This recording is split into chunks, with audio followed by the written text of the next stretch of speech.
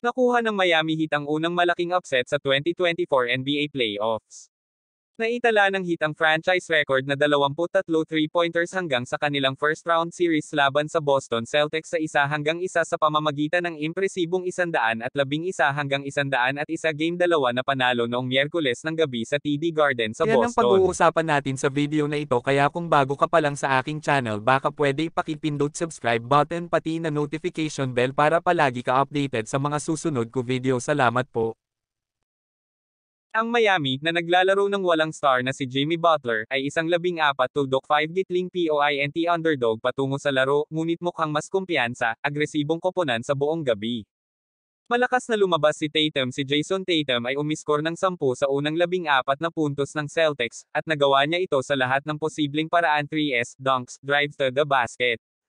Habang nakakakuha siya ng higit na nagtatanggol na atensyon, nasa kanya na ang pagsali sa kanyang mga kasamahan sa koponan at gawin ang mga tamang pass sa tamang oras.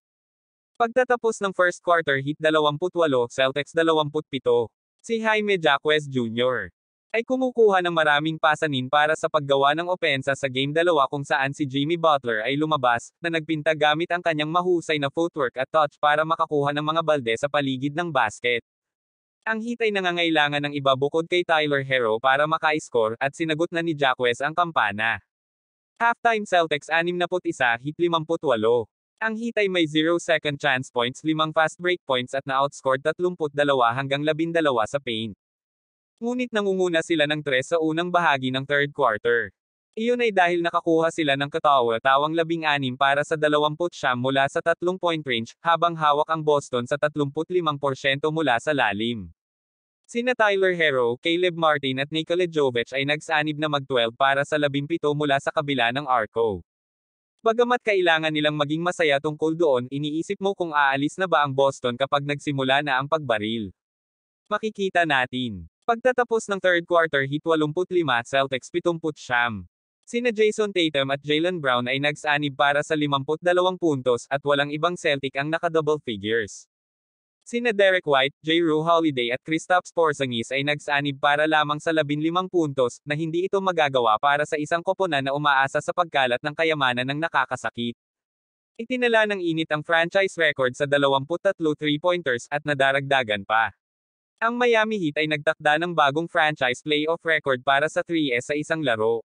Bilang karagdagan sa kanilang mahusay na depensa, iyon ang dahilan kung bakit malapit na silang manalo sa larong ito at nakawin ang kalamangan sa home court mula sa Celtics. Napakagandang gabi para sa Heat na patuloy na lumalabas sa postseason underdog situations. 6 na iba't ibang manlalaro ng Miami ang tumama ng maramihang 3-pointers nang bumaril sila ng 23 for 43 mula sa malalim. Nanguna si Tyler Herro sa 6 na triples, isang team high na 24 na puntos at 14 na assist. Parehong nagbuhos ng 21 puntos sina Caleb Martin na 5 for 6 mula sa long distance, at Bam Adebayo na hindi tumama ng 3, ngunit nag 9 for 13 mula sa sahig.